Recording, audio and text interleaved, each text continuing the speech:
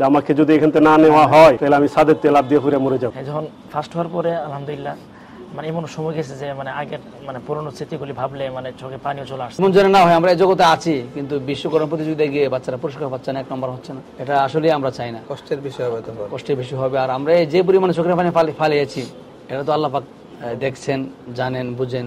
চোখের পানিকে ইসমে আজম বলা হয়, সেজদাকে ইসমে আজম বলা হয়। তো এটা তো আমরা নিয়মিত করে যাচ্ছি এবং আমরা ছেলেদেরকে ওইটা বোঝাতে সক্ষম হয়েছি যে সেজদা তোমাকে দিতে হবে, আল্লাহকে খুশি করতে হবে, আল্লাহ খুশি হইলে সব 1 নম্বর দিতে পারবো।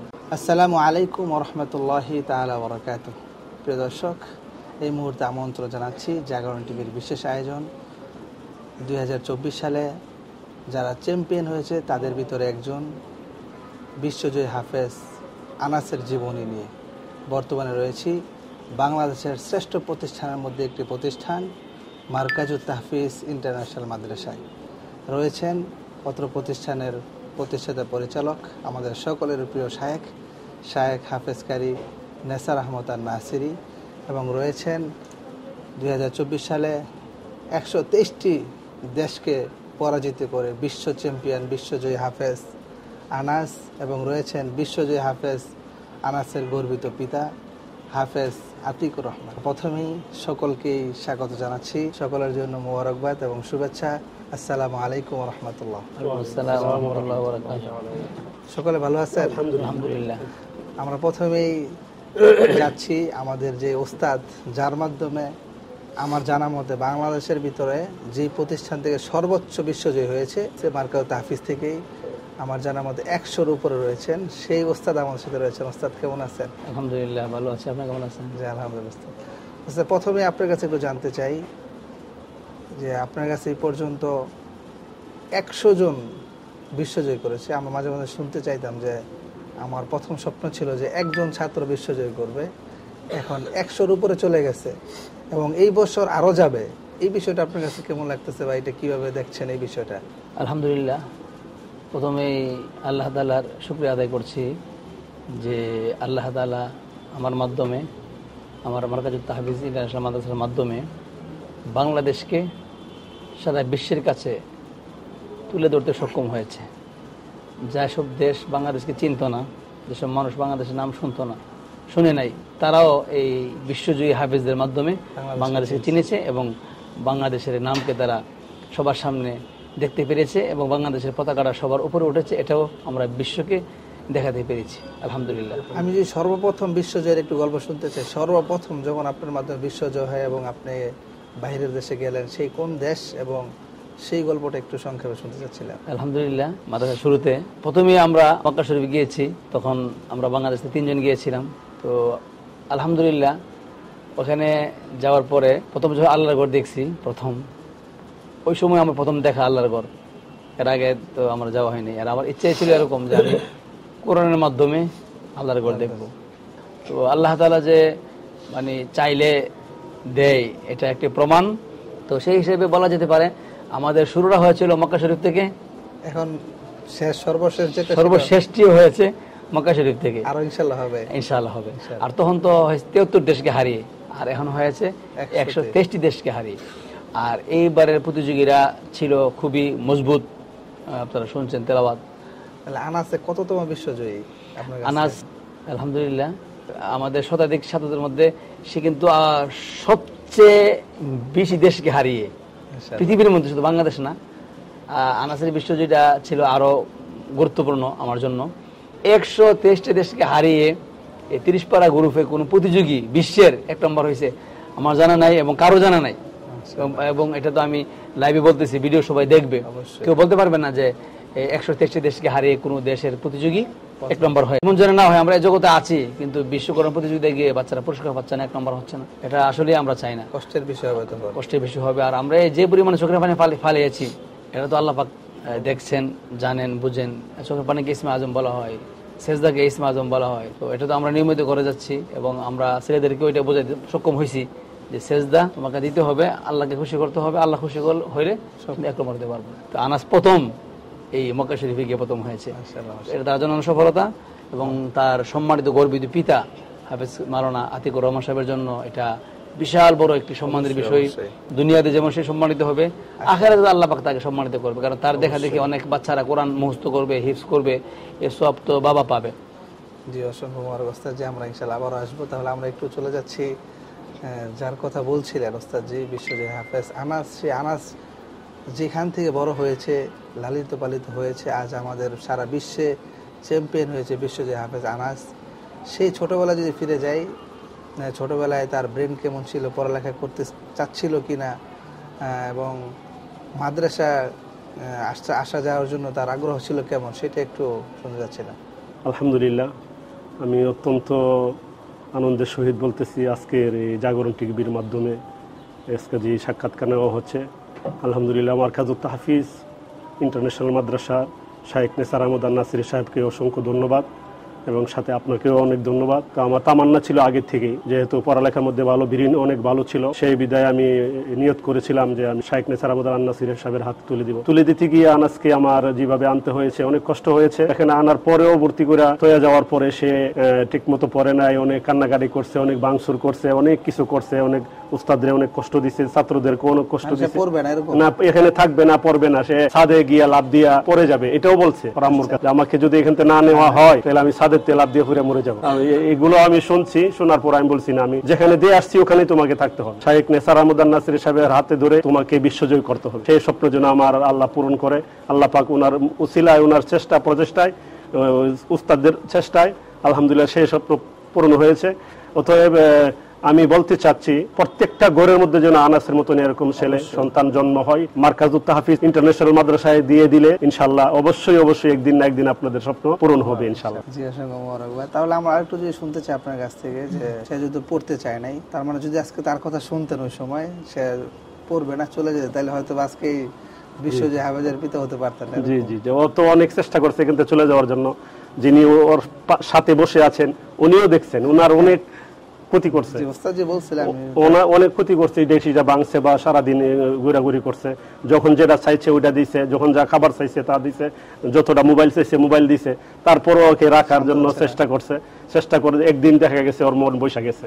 তা আমি বলবো যারাই এখানে আসেন ইনশাআল্লাহ একদিন না একদিন আপনাদের সবার মন বসে যাবে ইনশাআল্লাহ, সবার মন, সবার তামান্না পূরণ হয়ে যাবে ইনশাআল্লাহ, সে আশা রাখি আমি ইনশাআল্লাহ। জি, অসংখ্য মোবারকবাদ। তাহলে একটু আনাসের কাছে যাই আমরা, ওই সময় কেন পড়তে চাইতো না? জি আনাস, তাহলে আমরা একটু শুনি যে সবাই বললো তুমি ছাদ থেকে পড়ে যাবা, তোমার আব্বু কিন্তু আরো বেশি কঠিন তোমার থেকে, তুমি সর্বশেষ পর্যায়ে চলে গেছো যে মরে যাওয়ার ভয় দেখাইলে মনে হয় নিয়ে যাবে। তারপর আরেকটু কথা বলি, এখানে যিনি দায়িত্ব ছিলেন আলামিন সাহেব, আলামিন সাহেব যা বলছে আমাকে, এটা আসলে আলামিন সাহেবের ঋণ আমি কোনোদিন শোধ করতে পারবো না। যথেষ্ট পরিমাণ খায়া না খায়া 24 ঘন্টা ওর পিছে লাগিয়ে রয়েছে, যে আনাস কি করে, আনাস কি চায়, আনাস কি চায়, আনাস কি দিলে খুশি হবে। তাহলে একটু আনাসের কাছে যাই, যে আনাসের সমস্যা কি ছিল, মারকাজুত তাহফিজ কি সমস্যা করেছিল একটু বল। আনাস মাদ্রাসার মানে কোনো সমস্যা ছিল না বলতে, মানে আমার কাছে এত বড় মাদ্রাসা পড়াশোনা করা এবং তো মেহনত করা, বিশ্বজয় হাফেজ হওয়া, তখন আমার নিজের কাছে খুব অনেক বড়, হ্যাঁ বড় কিছু মনে হচ্ছিল, মানে আমি পারবো না এরকম মনে হচ্ছিল। যখন এখানে আসি, তারপর হুজুর শরৎ আমাকে একটা প্রশ্ন করেন, তখন আমি সোয়াল পড়তে পারি নাই, কারণ হুজুরের সামনে পড়তে হলে অনেক সাহস, অনেক ইয়াদ লাগে, তখন মন আরো মানে ভেঙে গেছে আর কি, না আমি কিছু করতে পারবো না। তারপর হুজুর পরামর্শ দিয়েছে এবং আমাকে বুঝাইছে। আর আরেকটা কারণ হচ্ছে যে এত বড় মাদ্রাসায় তো কখনো পড়ি নাই, মানে সারা জীবন তো ইন্টারনেটে মোবাইলে দেখছি যে আমাদের ছাত্র ভাইরা বিশ্বজয় করেছে, তো এটা তো সবসময় দেখে আসছে, তো কখনোই তো ওই পর্যায়ে যাবো এরকম চিন্তা ভাবনা করি নাই। আমার বাবার স্বপ্ন ছিল, তারপর আমার আব্বু নিয়ে আসছে আমাকে এখানে, এই আর কি। আরো কিছু কাহিনী আছে যে এখানে ছাত্রদের অনেক মেহনত, ওইগুলো দেখলে আমি হয়তো মানে পারতাম না, যে তাদের এত মেহনত করে আমি এত মেহনত করতে পারতাম না, কিন্তু আস্তে আস্তে তাদের সাথে চলাফেরা করতে গিয়ে আস্তে আস্তে তাদের সাথে মানে একসাথে মিলিত হয়েছি, এবং যে যেরকম মেহনত করে সেটা আমার মধ্যে নেওয়ার চেষ্টা করেছি। এবং আমাদের মাদ্রাসা হ্যাঁ প্রতিনিয়ত সোয়াল করা হয়তো, এবং ছাত্ররা অনেক রোজা রাখে, কান্নাকাটি করে, তাহাজ্জুদ পড়ে, হ্যাঁ এগুলির কারণে হয়তো আজকে আল্লাহ তাআলা এতটুকু আনছে আর কি। সর্বশেষ আল্লাহ তাআলা তোমাকে কবুল করছে, যেহেতু যখন কবুল করেছে, সিলেক্ট হয়েছে, তখন কেমন লাগছিল? আর ফাঁকি দিয়ে আমি আরেকটা কথা জয়েন করতে চাই। অবশ্যই ওই হাফেজ তরিকুল ইসলাম এখান থেকে 4 বার বাইকে চলে গেছে, এই মানুষের থেকে 4 বার বাইকে চলে গেছে, 4 বারে আমরা খুঁজে বাই করে নিয়ে আসছি। আচ্ছা, রাত 3টা পর্যন্ত পড়া, এটা আসলে তো এগুলো হচ্ছে মন থেকে না চললে সম্ভব না, কারণ আল্লাহর নামাজ পড়বে, ওযু ছাড়া জ্বালানো যাবে না, জ্বালানো যাবে না। এগুলা কান্না তেমনি এমনি আসা সম্ভব না। আর এদেরকে এগুলা মাথা ধুলাই করতে তো আমাদের সময় লাগছে। হ্যাঁ, আল্লাহর ক্ষমতা আছে, ইচ্ছা করলে আল্লাহ পারে। তুমি তার যুগে দোয়া করলে তোমার আল্লাহ বিসর্জন করে দিবে। এগুলা বুঝতে এক সময় হ্যাঁ এটা ঢুকছে, আসলে আল্লাহ পাকের পক্ষে সম্ভব। তো আমি যার সাথে কথা বলছি বিশ্বজয় হাফেজ, সবার কিন্তু একটাই ছিল যে তেলাওয়াত যেমনই হোক বা মেহনত যেমনই হোক, আল্লাহর কবুলিয়ত যদি থাকে তাহলে তুমি সম্ভব। যে আনাস, তাহলে তুমি বিশ্বজয় হয়েছো কষ্টর পরে, তখন কি মনে হয়েছিল যে আসলে ওই যে আমি যদি পালায় যেতাম তাহলে মনে হয় না আমার দ্বারা সম্ভব হইতো আজকে এই পর্যায়ে আসতে পারতাম? একটু বলো শুনি আমাদেরকে। যখন হয়েছো, সিলেক্ট হয়েছো এবং চ্যাম্পিয়নও হয়েছো, বিশ্বজয় করেছো, একটু শুনি আমাদেরকে বলো। ফার্স্ট হওয়ার পরে আল্লাহ তাআলার ঘরে প্রথম হওয়ার পরে তখন অনুভূতিটা তো যে হয়েছে তার ভিতরে থাকে সেই বুঝে। কারণ আমি ওইরকম পদে যাওয়ার পরে আল্লাহ তাআলা যেন আমাকে এত বড় একটি, হ্যাঁ আল্লাহ তার নিজ করে এত বড় একটি বিজয় দিয়েছে। আমি এমনিতে আমার পিছনের কাহিনী সব ভুলে গেছি, কারণ কিছু একটা বড় কিছু পাইলে পিছনে ঘটে যাওয়া সব কিছু বলে যায়। তো আমি যখন ফার্স্ট হওয়ার পরে আলহামদুলিল্লাহ মানে এমন সময় গেছে যে মানে আগের মানে পুরোনো স্মৃতিগুলি ভাবলে মানে চোখে পানিও চলে আসছে। এই সময় এমন হয়তো যে আগে এক সময় ঘুমাইতাম রাত্রেবেলা, হ্যাঁ হঠাৎ করে যেন কেন ঘুম ভেঙে যায়। মানে এমন সময় গেছে যে আমি ঘুমের থেকে উঠে আমি ওযু আস্তানা করে আমি নামাজি বিছানায় বসে গেছি, কারণ আমার যেন কি দরকার, কি যেন আমার পেতে হবে, আমার এটার জন্য আমার ঘুমও হচ্ছে না এরকম। আরেকটা বিষয় আমি খেয়াল করছি আনাসের বিষয়, এটা হলো এই উস্তাদের প্রতি একটা আত্মবিশ্বাস।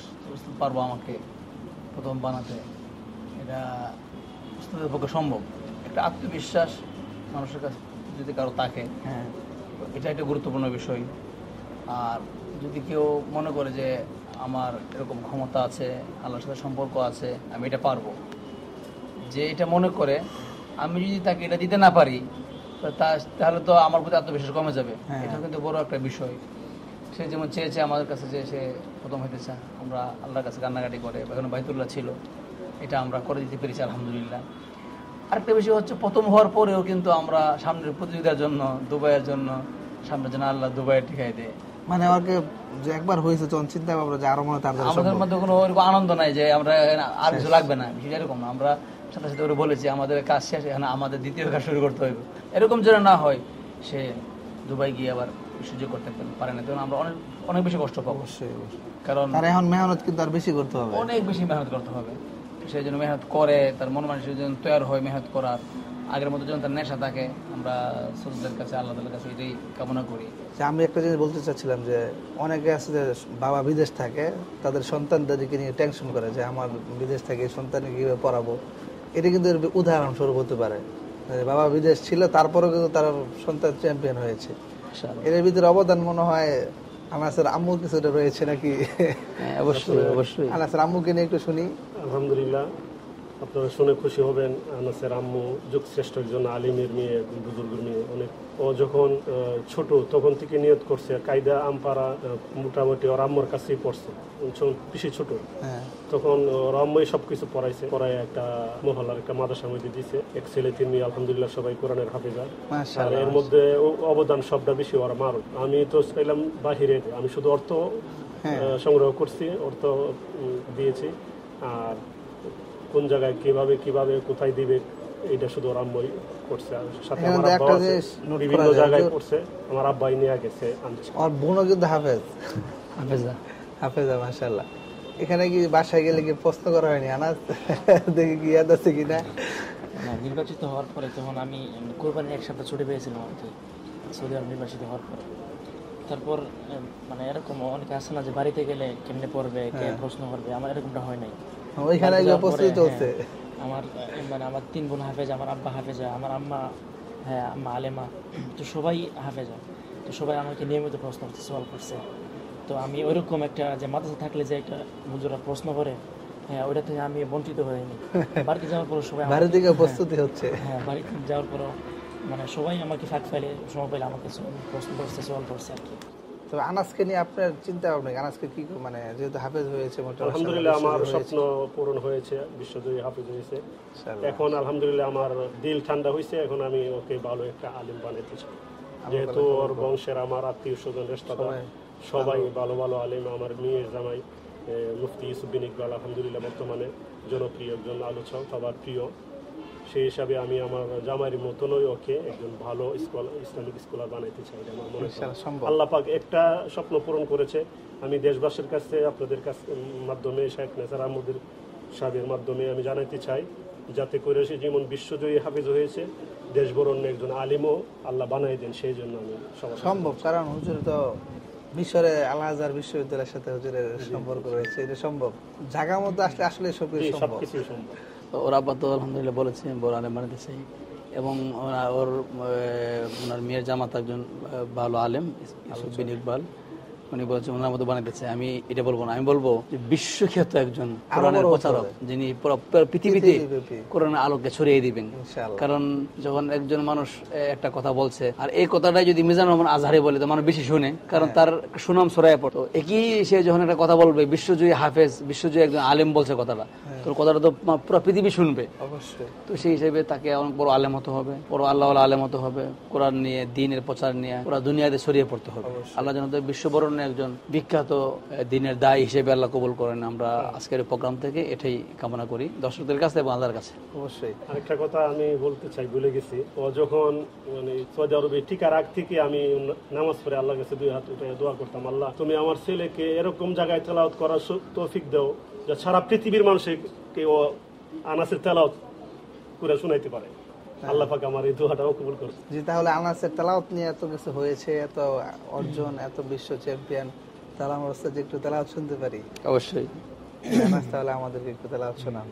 আউযু বিল্লাহি মিনাশ শাইতানির রাজীম। বিসমিল্লাহির রহমানির রহিম। وتركنا عليه في الآخرين سلام على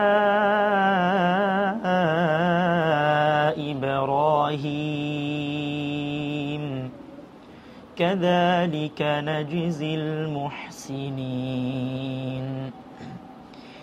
إنه من عبادنا المؤمنين وبشرناه بإسحاق نبيا من الصالحين وباركنا عليه وعلى إسحاق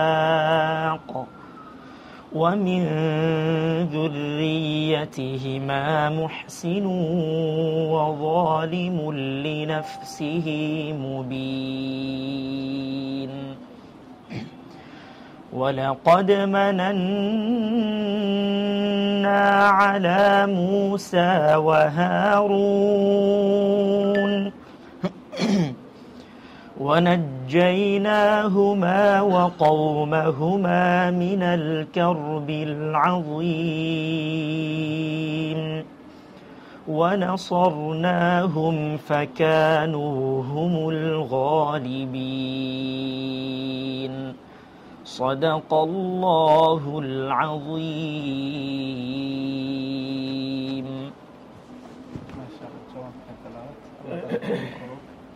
যে তেলাওয়াতটি তুমি করে এসেছিলে আমাদের সেই সৌদি আরবে, এরকম তুমি আমাদের দুবাইও তেলাওয়াত করে বিশ্ব চ্যাম্পিয়ন করবে আমাদের দেশকে। যে ওস্তাদরা তোমাকে মেহনত করছে তোমার পিছনে, সেই ওস্তাদদেরকে খুশি করবে, এটাই তোমার ওস্তাদদের কাছে, মানে তোমার চাওয়া পাওয়া হচ্ছে ওস্তাদরা তোমার কাছে চাওয়া পাওয়া এইটুকুই, যে আমরা তার পিছনে শ্রম দিচ্ছি। এই যে আজকে ওস্তাদ যেভাবে তোমাকে চলে যেতে চাইছিলে, আটকাইছে, 6 মাসের মধ্যে তোমাকে দেখাশোনা করছে, যখন তুমি বিশ্বজয়ী হয়েছে ওস্তাদ সব ভুলে গেছে। এটাই একটা ওস্তাদের চাওয়া পাওয়া যায়, আমি কষ্ট করবো, মেহনত করবো, তার ফল যদি ভালো হয় তখন ওস্তাদ সব কিছু ভুলে যায়।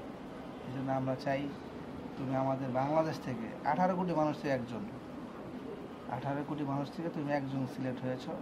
ইনশাল্লাহ তুমি আমাদের দেশকে আরেকবার বিশ্বজয় করবে ইনশাল্লাহ। তার ওস্তাদ যে আমরা আজকে বিদায় নিব, সর্বশেষ যদি কিছু বলার থাকে। তো তো সবাইকে উদ্দেশ্য করে এটাই বলবো, আমরা আপনার কাছে বিনীতভাবে দোয়া চাচ্ছি সে যেন আবারও দুবাই গিয়ে বিশ্ব চ্যাম্পিয়ন হতে পারে। আপনাদের কাছে 18 কোটি মানুষের কাছে বিশেষভাবে দোয়া চাই, যারা ভিডিওটি শুনছেন সবাই দোয়া করবেন, আল্লাহ তাআলা যেন তাকে খালি হাতে না ফিরিয়ে আবার বিশ্ব চ্যাম্পিয়ন নিয়ে দেশে আসতে পারে। এটাই আমাদের কামনা আপনাদের কাছে এবং আল্লাহ তাআলার কাছে এটাই আমাদের আরজি। আল্লাহ তুমি তাকে আবারও বিশ্বজয় করার তৌফিক দাও, যোগ্যতা দাও। অসংখ্য মোবারকবাদ আমাদের সাথে সময় দেওয়ার জন্য ওস্তাদ দিয়ে এবং আনাসের পিতা হাফেজ মাওলানা আতিকুর রহমান, এবং বিশেষ ধন্যবাদ আনাসকে। আনাসের জন্য আজকে আমাদের আয়োজনটা সম্ভব হয়েছে। আজকে আমরা বিদায় নিব। প্রিয় দর্শক, ইনশাআল্লাহ আবার দেখা হবে নতুন কোনো বিশ্বজয়ীর সাথে। সেই পর্যন্ত আপনারা সকলে ভালো থাকুন, সুস্থ থাকুন। আসসালামু আলাইকুম ওয়া রাহমাতুল্লাহ।